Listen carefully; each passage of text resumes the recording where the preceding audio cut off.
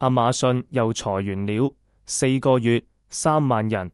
最恐怖的不是人數，而是亞馬遜剛剛公布了歷史新高的財報。他不缺錢，他只是不需要執行型人力了。為什麼？因為 Project Dawn 黎明計劃，這是 AI 的黎明，卻是執行者的黑夜。以前一個團隊幹1週的數據報告，現在一個 AI agent 20多小時不眠不休，成本接近零，做得比你更準。作為 Future Learning Lab 博主，我看到的不是職場危機，而是教育的系統性誤判。我們現在的學校、補習班還在拼命訓練孩子的標準答案，服從指令，高效完成。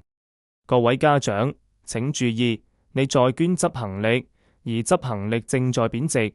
當你把孩子培養成一台精密的儀器，他唯一的結局就是被更廉價的算力替換，在資本眼裏會生病、有情緒、要交保險的碳基員工，性價比已經輸給了硅基智能。